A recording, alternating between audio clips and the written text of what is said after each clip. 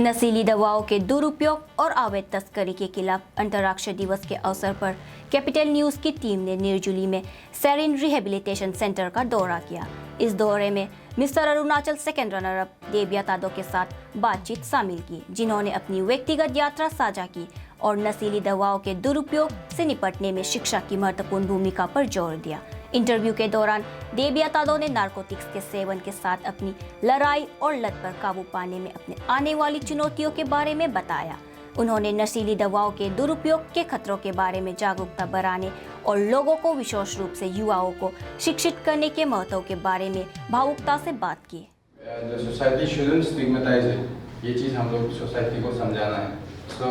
And जैसे कि society वाला हम लोग को कैसे करता है कि वो नशेड़ी थे, वो कोई दारू पीने वाला घूमने वाला आदमी को जो बेवरा देखो ऐसे बोलता है ना। आज के दिन हम लोग ये बताना है कि सोसाइटी को कि हम लोग कोई मतलब we are not bad, we are not mad, we are just sick people. Addiction जो है हम लोग बीमार। Hello viewers, welcome to Capital News. आज 26 जून के इस दिन में हम आए हुए हैं सीरियन रिहैब सेंटर में, जहां हम जानेंगे कि ड्रग अब्यूज़ के बारे में। जैसा कि आप सभी को पता है, 26 जून को international day against drug abuse and illicit trafficking के रूप में मनाया जाता है। तो आज हमारे साथ मौजूद हैं Shri Debia Tado ji, mister Arunachal second runner up 2023, और हम उनसे जानेंगे कुछ बातें ड्रग अब्यूज़ से रिलेटेड और इससे कैसे लड़ा जा सकता है। तो hello sir, welcome to Capital News. तो सर, हम आपसे सुनना चाहेंगे कि ड्रग अब्यूज़ को लेकर के आप जो ये अपना रिहैब चला रहे हैं, इसका आइडिया आपको कहाँ से आया और किस लिए शुरू किया आपने? Okay, first of all thank you CDCN मुझे कवरेज करने के लिए आप लोग ने यहाँ आया। जैसे कि मेरा फर्स्ट कहना तो यही होगा कि like I was also once a victim of drug addiction. तो मैं इस ट्रैप से मतलब खुद को ओवरकम करके बाहर निकला। ओवरकम करने के बाद मैंने खुद सोचा कि ये ड्रग्स लेना मतलब कितना सफ़रिंग वाला चीज़ है ना। सो दैट्स वाई मैंने सोचा कि मैं अपने यूथ्स को मतलब ऐसे सफ़र होने नहीं दूंगा बोल के। सो मैंने यही सोचकर एक रिहैब ओपन किया। एंड फर्दरमोर ये रिहैब में मतलब अभी जब जैसे चल रहा हूँ तो मुझे पता चलता है कि अरुणाचल में मतलब ड्रग्स को लेके क्या प्रॉब्लम्स चल रहा है, राइट। सो अब फ़िलहाल हम लोग के अरुणाचल में प्रॉब्लम्स ये है कि पुलिस लोग बहुत मतलब अच्छे काम कर रहे हैं कि एक पेडलर्स या ड्रग डीलर्स को पकड़ने से मतलब पकड़ते हैं, वो लोग पकड़ते हैं, फिर क्या होता है कि नया पेडलर्स फिर नया से आ जाते हैं। इट्स ऑल अबाउट मनी, उन लोगों को सबको पैसा चाहिए होता है। सो आज का दिन ये एक आदमी को पकड़ लिया, फिर क्या होता है कि दूसरा दिन वही आस पड़ोसी का मतलब किसी को पता चल जाएगा कि उसको पकड़ लिया, तो वो दूसरा आदमी बेचने लग जाता है। सो यही मेन प्रॉब्लम है मतलब ना हम लोग के में। और ये as 26 June international day against drug abuse and illicit trafficking के ऊपर में मैं ये बोलना चाहूँगा कि लाइक हमारे अरुणाचल पे मतलब बहुत सोसाइटीज़, कम्युनिटीज़, सब लोग बहुत थोड़ा ड्रग अवेयरनेस को लेके अनएजुकेटेड है। What they need is education on drug awareness, drug abuse कि for example what is drug addiction. तो ये आदमी को ये चीज़ पूछने से बहुत लोग को कुछ भी पता नहीं है, but it is actually a disease. Drug addiction is a disease. यही एक सिंपल वाला टर्म मतलब जानने से मतलब बहुत ही बड़ा चीज़ अच्छा होगा आई मीन सोसाइटी को। तो अभी हम जब देखते हैं कोई रास्ते में नशेरी आदमी कोई घूम रहा होगा, तो वह आदमी लोग क्या बोलते हैं कि ये वो देखो वो बेवरा घूम रहे, वो नशेरी घूम रहे। इंस्टेड हम लोग उन लोग को मतलब ऐसे क्रिटिसाइज़ नहीं करके हम लोग को जब हेल्प करना ज़रूरी है। कंपैशनेट वे पे हम लोग उन लोगों को मदद करना चाहिए, सो दैट हमारा सोसाइटी भी ग्रो करेगा और अच्छा भी रहेगा। अनटिल एंड अनलेस अभी जब तक एक नशे करने वाले लड़के को अगर आप डिस्क्रिमिनेट ही करोगे, ये तो कभी नहीं भी सुधरेगा, बिगड़ा हुआ औलाद है, ये कभी नहीं होगा, तभी वो सुधरने वाला भी नहीं और कभी सुधरेगा भी नहीं जब तक ऐसे बोलेंगे तो फ़िलहाल. So stop stigmatizing others like who are suffering from drug addiction. And furthermore, ये HIV को लेके जो बात चल रहा है अभी लास्टली जो मैंने ग्राफ देखे थे, सिरिंज के यूज़ के कारण से मतलब जो बहुत फैल रहे हैं ना, it is all because of drugs यहाँ में जो अरुणाचल पे चल रहे हैं. It is specially on Papum Pare and Namsai district सबसे ज़्यादा हाईएस्ट मैंने देखा. सो ये जो सिरिंजेस को लेके जो प्रॉब्लम चल रहा है, मेरे ख्याल से इन लोगों को मतलब from my point of view मुझे लगता है कि सिरिंजेस को मतलब पूरा फ्री कर देने से ठीक है, ताकि HIV कम होगा. अभी ड्रग्स लो मत लो बोल के तो stop taking drugs, do not take drugs तो हम लोग कहते ही है, लेकिन वो लोग मान रहा तो नहीं है. तो क्या होता है कि मतलब सिरिंज नहीं मिलने का कारण से वो लोग सिरिंज शेयर करते हैं, शेयर करने के वजह से उन लोग एक दूसरे का HIV फैल रहे हैं. तो इसलिए फ्रॉम मेरा पॉइंट ऑफ व्यू से मतलब एक ऐसे कर देने से ठीक है कि जहाँ से NGO सिरिंज शेयर देते हैं ना, वो सिरिंज को मतलब मार्केट में ही सेल करने से ठीक है, ताकि HIV का ग्राफ थोड़ा कम होगा मेरे ख्याल से. वही है. सर, ये आप अपने जो रिहैब सेंटर है उसके बारे में बताइए कि कितने अभी इनमेट्स यहाँ पे करेंटली एनरोल्ड हैं और उनको किस तरह से जो क्लेंस किया जा रहा है या डिटॉक्सिफाई किस तरीके से किया जाता है.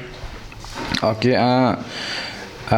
करेंटली मेरा यहाँ पे सीट्स तो 25 कैपेसिटी का है, तो फुल है. तो और यहाँ पे क्या है कि मतलब जब कोई क्लाइंट आते हैं हम लोग के यहाँ पे, शुरुआत में जब क्लाइंट जब आते हैं उन लोगों को हम लोग क्या करते हैं कि सबसे पहले हम लोग उसका चेकिंग करते हैं, ताकि वो कोई ड्रग्स लेके ना आए बोल के ना. सो वेरी कॉन्शियसली हम लोग उसको चेक करते हैं कि उसका बैग्स में, उसका पॉकेट्स वगैरह में कुछ है कि नहीं. उसके बाद हम लोग उसका ट्रीटमेंट शुरू करते हैं. ट्रीटमेंट में सबसे फर्स्ट ऑफ ऑल हम लोग क्या करते हैं कि लड़के को देखते हैं कि डिटॉक्स में डालते हैं, डिटॉक्सिफिकेशन करते हैं. डिटॉक्सिफिकेशन में हम लोग डॉक्टर्स के द्वारा डॉक्टर्स जो मेडिसिन प्रिस्क्राइब करते हैं वो मेडिसिन हम लोग देते हैं. फॉर एग्ज़ाम्पल जैसे कि कोई होता है कि हेरोइन एडिक्ट्स, उन लोग का दवाई अलग होते हैं. फिर उसके बाद जो मैरिवाना यूज़ करते हैं, मैरिवाना यूज़ करने वाला लोग का क्या होता है कि उन लोगों को साइकेट्रिस्ट के पास में भी ले जाना पड़ता है. उन लोग कोई लोग क्या होता है कि थोड़ा सा मतलब मेंटली इल हो जाते हैं वो लोग. हाँ, तो ऐसे होके आफ्टर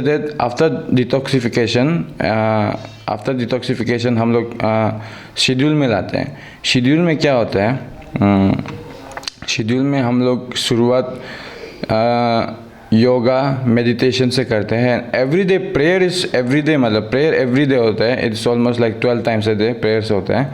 एंड योगा मेडिटेशन के बाद ऐसे होने के बाद में वो उसके बाद खाना पीना तो वो तो ऑब्वियसली रहेगा ही. And main thing is that input classes, जो इनपुट क्लासेस होते हैं, हम लोग इनपुट क्लासेस में लड़की के माइंड में ऐसे डालते हैं कि क्लाइंट के माइंड में हम लोग ऐसे डालते हैं कि ड्रग्स लेने के कारण से आपने क्या खोया है, आपने मतलब क्या मतलब बिगाड़ा है, अपना लाइफ में क्या बिगाड़ा है, और ड्रग एडिक्शन क्या है, वो सब चीज़ हम लोग उसको पढ़ाते हैं. वो मेन फैक्टर होता है वो चीज़ करने के लिए. एंड स्लोली ग्रेजुअली क्या होता है कि हम लोग लड़के को काउंसलिंग देते हैं. काउंसलिंग 1-to-1 काउंसलिंग में क्या होता है कि like we get to know each other well. So जब 1-to-1 काउंसलिंग करता है कि लड़के का भी प्रॉब्लम्स क्या क्या है, नहीं है, क्यों उसको मतलब वापस ड्रग्स लेने का मन करता है. फॉर एग्जांपल किसी का होता है ना, डिप्रेशन का कारण से उसको ड्रग्स लेने का मतलब अर्जेस आते हैं. तो वो सबको मिटाने के लिए हम लोग काउंसलिंग करते हैं. ये जस्ट एक एग्जांपल था, और बहुत सारे कॉजेस हैं. सॉरी. तो उसके बाद में यही चलते हैं हम लोग के. उसके बाद कुछ आउटडोर एक्टिविटीज़ होने से हम क्लाइंट्स को कभी कभी फुटबॉल खिलाने के लिए बाहर ले जाते हैं टर्फ ग्राउंड में, और कभी कभी हम लोग बाहर पे यहाँ पे वॉलीबॉल खेलते हैं. और जितना हो सकते हैं मतलब, और हम अपना सेंटर में जिम बनाने का कोशिश कर रहे हैं. अभी लाइक इट्स अंडर प्रोसेस, मतलब बन रहे हैं, अभी पूरा हुआ नहीं है. तो मतलब फिज़िकली एंड मेंटली फिटनेस को मतलब ज़्यादातर हम देखते हैं, and even spiritually also, prayer, जैसे कि प्रेयर एंड मेडिटेशन, ये तीनों चीज़ को लेके हम लोग बहुत ही मतलब ध्यान रखते हैं।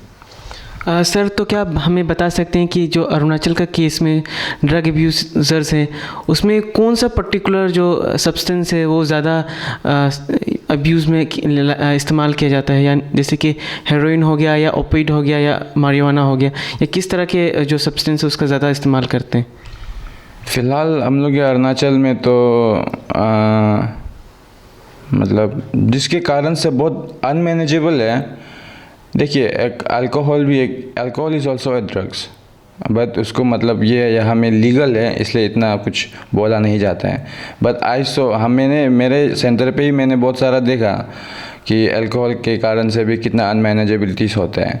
और अल्कोहल का बस वही होता है कि उन लोग का विड्रॉल्स जो है, उन लोग का बदन का जो दर्द है वो बहुत साल के बाद, 1 साल के बाद आता है, मतलब विड्रॉल्स। तो फिर हेरोइन जो हो गया, उसके मतलब 1 हफ्ते में उसका मतलब विड्रॉल्स आने लगते हैं। उसके कारण क्या होता है कि अनमैनेजेबिलिटीज़ होता है। जैसे कि फॉर एग्ज़ाम्पल वो लड़का जो हेरोइन लिया, उसको अगर 6 आवर्स के बाद में अगर उसको हेरोइन वापस नहीं मिलेगा तो उसका शरीर पूरा ऊपर से लेकर नीचे पूरा पेन करेगा। वो मतलब पूरा सर्दी, बुखार, सब ठंडा गर्म, आँख से आंसू, नाक से पानी, सब कुछ एक साथ होता है। मतलब like it's literally like hell, मतलब ना कोई उसको सहने की मन ही नहीं करेगा। इसलिए क्या करते हैं कि उन लोग चोरी करते हैं, डकैती करते हैं। मतलब क्या होता है कि उन लोगों को ये करने का मन नहीं है, चोरी डकैती, but they become a slave to drug addiction, ये हेरोइन के वजह से। सो इसलिए मतलब ये सब क्राइम रेट्स भी बहुत बढ़ रहा है मेरे ख्याल से। फ़िलहाल तो हेरोइन है मेरे ख्याल से। सर, इसके अलावा आप क्या बता सकते हैं कि मतलब अपना एक्सपीरियंस अगर कुछ शेयर करना चाहें कि मतलब जो बच्चे इस चंगुल में फंस जाते हैं तो शुरुआत कैसे होता है, कैसे मतलब वो इस तरह के चंगुल में फंसते हैं, ड्रग एडिक्शन के या ड्रग ट्रैप में कैसे फंसते हैं वो? मेरा तो स्टोरी मैंने बहुत बार मीडिया पे बोला हूँ, फिर भी like I am not ashamed to say like सबसे फर्स्ट शुरुआत कैसे होता है, मतलब मैं बताता हूँ कि एक जब स्कूल समय में हम लोग पढ़ाई करते थे, स्कूल समय में जब पढ़ता था तो उसमें क्या होता था कि मैं नेगेटिव चीज़ों को मतलब ज़्यादा अट्रैक्ट होता था मुझे। फॉर एग्ज़ाम्पल, मुझे जबकि दोस्त करना चाहिए जो सबसे टैलेंटेड लड़का या पढ़ाई में सबसे अच्छा जो है, ऐसे लड़का से साथ में दोस्त जिसको करना चाहिए था, उन लड़कों को नहीं करके जो मेरा से जो सीनियर है, जो स्मोकिंग करता था, वो सब स्मोक करके उन लोगों को मतलब देखकर बहुत कूल लगता था। तो आज का दिन पता चल रहा है कि वो तो कूल नहीं है, उसका मतलब उसके वजह से मेरा लाइफ कितना ख़राब हुआ। सो ऐसे स्लोली स्टार्ट हुआ मतलब ना। तो ऐसे होने के बाद में लाइक बीच में एक रोल मॉडल होना चाहिए। हम लोग के लाइफ में एक रोल मॉडल होना बहुत ज़रूरी है कि समझाने वाला, कि लाइक जैसे कि भैया होने से भी कोई मतलब, या फिर कोई भी ना, एक रोल मॉडल टाइप का समझाने। मेरा भी भैया है, मेरा भी पिताजी है, but I am not saying that they are not my role model. मतलब सबका रोल मॉडल होना चाहिए, लाइक ऐसे चीज़ मतलब हाथ पकड़ के सिखाने का चीज़। हाँ, सो मेरा कहने का मतलब ये है कि ड्रग्स में घुसने का पहले मतलब ये चीज़ लोग में से मतलब घुसा हूँ मैं। सिगरेट से शुरू हुआ। सिगरेट से शुरू होने के बाद में मैं मैरिजुआना, बियर, अल्कोहल।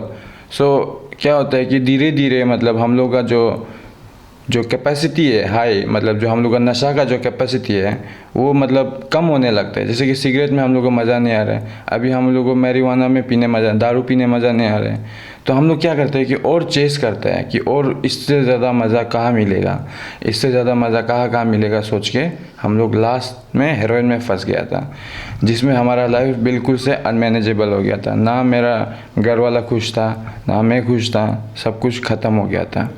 तो मेरा स्टोरी तो यही है कि like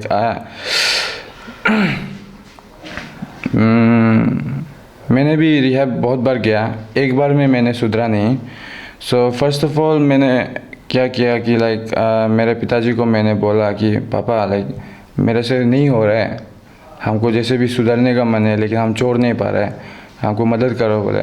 then my father he had send me to Guwahati rehab. उस समय अरुणाचल पे कोई रिहैब्स नहीं थे, बिल्कुल कोई भी रिहैब नहीं था। So that's why I went to that Guwahati. So वहाँ में मेरा ट्रीटमेंट हुआ था। सो वहाँ ट्रीटमेंट होके मैं वहाँ से आया। So I got to know about drug addiction and things. So ऐसे होने के बाद में तो फिर उसके बाद में मैं फिर से रिलैप्स हुआ। रिलैप्स होने के बाद में मैं like I got relapse like 4 times and lastly मतलब सब चीज़ को स्किप कर देता हूँ मैं। लास्ट पार्ट में क्या हुआ मैं वो बताना चाहता हूँ। मुझे लाइक कैपिटल के सारे पुलिस ढूंढ रहे थे मुझे, कैपिटल के सारे पुलिस ढूंढ रहे थे। तो मेरा चाचा एक है, उसने मुझे कॉल किया, तुम कहाँ है, जल्दी मेरे घर आओ, मेरे चाचा ने मुझे कहा। तो मैं कहा चाचा क्या हुआ, क्यों ऐसे हमको बुला रहे हैं ना, चुपचाप से घर आ जाओ, वो बोला। तो मैंने क्या किया, मैं अपने बैग लिया, उसके बाद उसके चाचा के घर चला गया। तो मुझे चाचा ने बताया कि तेरे घर में पुलिस चेकिंग कर ले आएगा, तुमको पुलिस सब ढूंढ रहे। मैं शॉक हो गया, मुझे क्यों ढूंढ रहे। तो मुझे बोला कि तुम ड्रग्स लेता है इसलिए ऐसे ऐसे बोल के। देन उसके बाद ना मेरा फैमिली हमको सरेंडर मतलब और नहीं संभालेगा बोल रहा था ना, मेरा लाइक सब लोग सरेंडर हो गया था कि ये सुधरेगा नहीं है बोल के। देन आई आस्क माई चाचा की लाइक लास्ट अपॉर्चुनिटी, लास्ट एक चांस दीजिए मुझे सुधरने के लिए, मैं सुधर जाऊंगा बोल के। तो वही लास्ट चांस की वजह से आज मैं ठीक हूँ। Thank you. सर कितना डिफ़िकल्ट होता है कि मतलब जो ड्रग अब्यूज़ जो किया करते थे उनको वापस से मतलब एक बार जब वो डिटॉक्सिफाई होकर रिहैब से वापस आते हैं तो उनको समाज में इंटीग्रेट करने के लिए क्या क्या स्टिग्मा झेलना पड़ता है, आपका अपना एक्सपीरियंस से कुछ बताएं तो। हाँ, ये जो है दिस इज़ वेरी मतलब पीपल आदमी लोग जो होते हैं ना कि रिहैब से कोई निकलने के बाद में मतलब लड़का जब ठीक से रह रहा होता है, बहुत सारा लोग क्या होता है कि उसको विश्वास नहीं करते हैं कि ये लड़का ठीक हो गया बोल के, ये वापस से शुरू करेगा बोल के ना, विश्वास नहीं होते उन लोग के ऊपर। इंस्टेड क्या होता है कि ये तो कल परसों वापस नशा करेगा ऐसे बोलते हैं ना। तो instead of saying like this things, उन लोग क्या करना चाहिए कि बेटा आप ऐसे दोबारा और मत कीजिए, और बहुत हो गया, आप प्यार से, जैसे like I said compassion, love and compassion, मतलब उसके लिए उसका बहुत ज़रूरी है हम लोग को। तो वो चीज़ हम लोग को मतलब ध्यान में रखना है कि सोसाइटी वालों को कि जो भी लड़का रिहैब से निकलता है उन्हें आप हाथ दीजिए, मदद कीजिए जितना हो सकेगा। आप उन्हें मतलब गलत रास्ते में और गलत चीज़ें ना बोले और गलत रास्ते में जाने ना दीजिए, बस वही।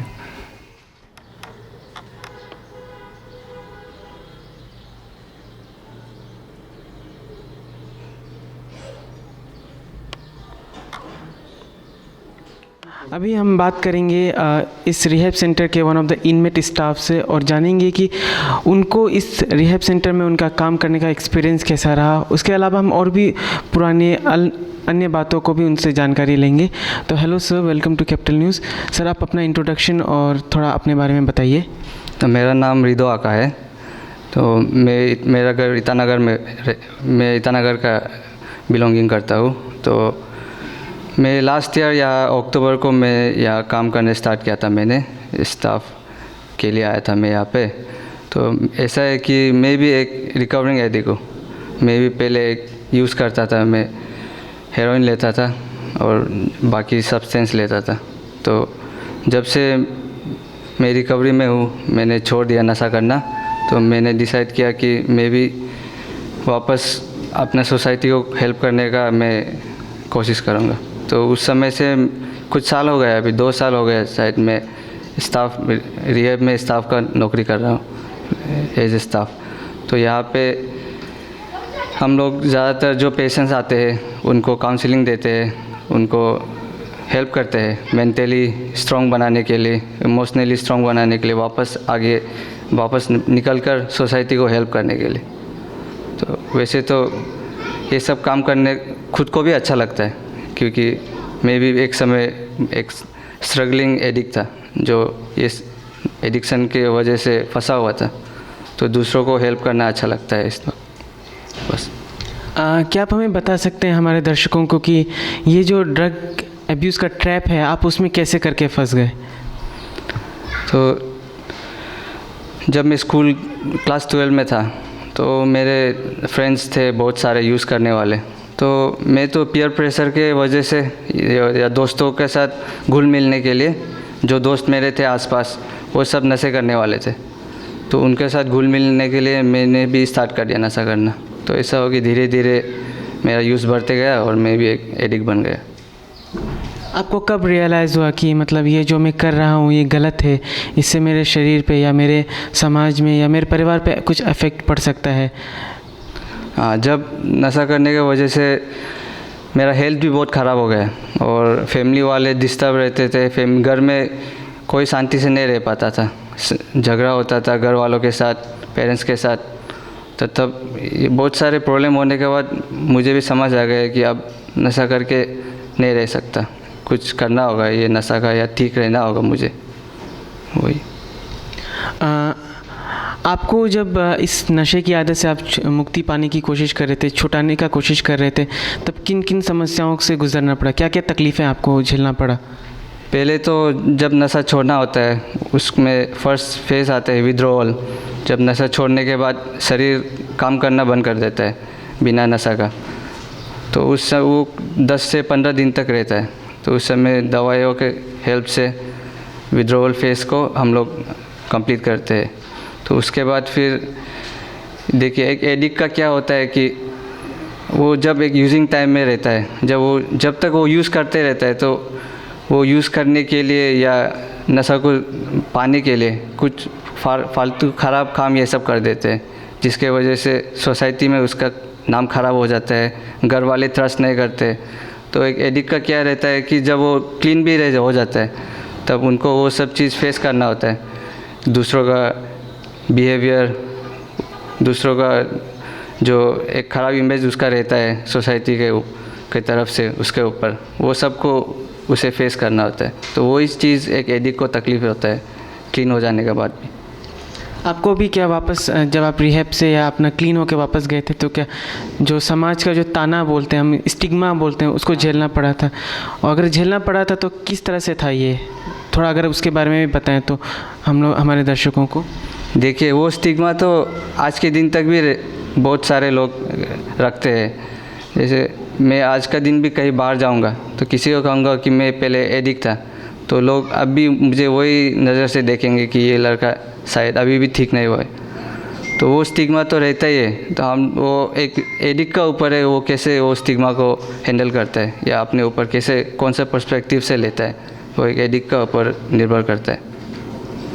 आप आने जो हमारे दर्शक हैं जो आपके माध्यम से, इस चैनल के माध्यम से आपको सुन रहे होंगे, तो आप उनको क्या मैसेज देना चाहेंगे, स्पेशली जो पेरेंट्स हैं, जो नया जनरेशन है, जो आपके छोटे भाई बहन के उम्र के होंगे, उनको क्या आप कहना चाहेंगे ये ड्रग अब्यूज़ को के रिलेटेड, अगर कुछ मैसेज देना है तो? मेरा मैसेज यही रहेगा कि ये ड्रग एडिक्शन एक डिजीज़ है, एक बीमारी है जिसको बहुत सारे लोग सफ़र कर रहे हैं आज के दिन।